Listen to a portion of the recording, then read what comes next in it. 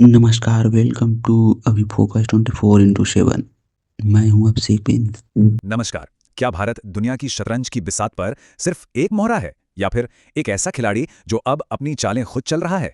हाल ही में दुनिया के एक बहुत बड़े नेता ने एक ऐसा बयान दिया है जिसने जियोपॉलिटिक्स में आप कह सकते हैं एक नई बहस छेड़ दी है।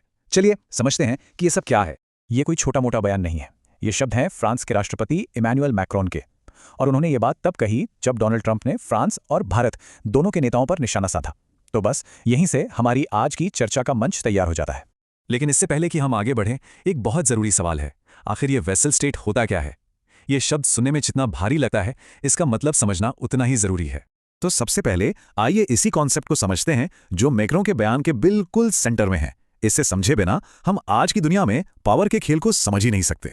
इसे ऐसे समझिए, वेसल स्टेट एक ऐसा देश है जिसके पास अपने घर की चाबी तो है, मतलब वो अपने अंदरूनी मामले जैसे स्कूल, सड़कें, ये सब तो देख सकता है। लेकिन घर के बाहर क्या होगा, किसके साथ दोस्ती होगी, किससे दुश्मनी, इसका फैसला कोई और ज्यादा ताकतवर पड़ोसी कर रहा होता है। तो फर्क एकदम साफ है। एक संप्रभु राष्ट्र यानी सॉवरेन नेशन अपनी विदेश नीति, अपनी रक्षा और अपनी ऊर्जा जरूरतें सब कुछ खुद तय करता है। वहीं दूसरी तरफ एक वैसल स्टेट इन सभी बड़े और जरूरी मामलों में किसी दूसरे संरक्षक देश पर पूरी तरह से निर्भर रहता है। और अगर आज की दुनिया में इसका कोई उदाहरण देखना हो तो अक्सर पाकिस्तान का जिक्र आता है।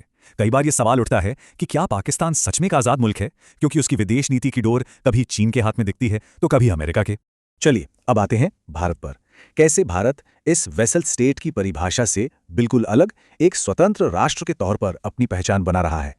और मजे की बात देखिए, भारत की आजाद विदेश नीति की सबसे जोरदार तारीफ कहीं और से नहीं बल्कि पाकिस्तान के पूर्व प्रधानमंत्री इमरान खान की तरफ से आई है। उन्होंने तो खुले मंच पर कहा कि काश पाकिस्तान की भी विदेश नीति भारत जैसी होती। मतलब इमरान खान का कहना था कि भारत अपनी जनता का फायदा सबसे पहले देखता है। वो एक ही वक्त में अमेरिका से भी दोस्ती रखता है, चीन के साथ भी व्यापार करता है और जब जरूरत पड़ती है तो रूस से सस्ता तेल भी खरीद लेता है। यही तो सच्ची आजादी की पहचान है। तो भारत की कहानी तो साफ है, लेकिन अब जरा बड़ी तस्वीर देखते हैं। आखिर दुनिया में ऐसा क्या चल रहा है जिसने मैक्रों को ये बयान देने पर मजबूर कर दिया? अगर हम हाल की कुछ घटनाओं को जोड़कर देखें तो पूरी तस्वीर साफ हो जाती है। एक तरफ अमेरिका और उसके पुराने यूरोपीय साथियों के बीच तनाव बढ़ रहा है। दूसरी तरफ भारत को पहली बार वीमर ट्रायंगल यानी फ्रांस, जर्मनी और पोलैंड की बैठक में बुलाया जाना, ये सब इशारा कर रहे हैं कि दुनिया में कुछ बड़ा बदल रहा है। तो मैक्रो असल में उस पुराने वर्ल्ड ऑर्डर को चैलेंज कर रहे हैं जहां कुछ सुपर पावर्स पूरी दुनिया को अपने जागीर समझकर छोटे छोटे देशों को अपने वैसल स्टेट्स की तरह इस्तेमाल करती थीं। वो कह रहे हैं कि अब ये नहीं चलेगा।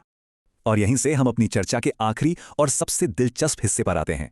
इस नई दुनिया में भारत की क्या भूमिका हो सकती है? क्या भारत एक ब्रिज या एक सेतु बन सकता है? यहां पर दुनिया के लिए दो रास्ते दिखते हैं और दोनों एक दूसरे से बिल्कुल अलग हैं।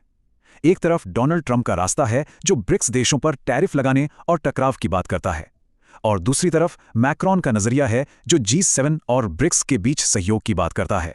और इसी वजह से भारत की भूमिका बहुत खास हो जाती है। देखिए, भारत ब्रिक्स का एक अहम सदस्य तो है ही, लेकिन साथ ही उसे G7 की बैठकों में भी खास तौर पर बुलाया जाता है। तो भारत दुनिया के इन दो बड़े गुटों के बीच पुल का काम कर सकता है। तो कुल मिला के मकसद एक ऐसी दुनिया बनाना है जो मल्टीपोलर हो, मतलब जहां किसी एक देश का दबदबा ना हो। एक ऐसी दुनिया जो टकराव पर नहीं बल्कि सहयोग पर चले, जहां देश एक दूसरे के मोहरे ना बने बल्कि पार्टनर बने। तो जाते जाते एक सवाल छोड़ जाते हैं, आज की दुनिया में जहां बड़ी बड़ी ताकतें एक दूसरे से होड़ कर रही हैं, क्या सच में सहयोग की भावना संघर्ष और टकराव पर हावी हो सकती है? इसका जवाब तो खैर वक्त ही देगा।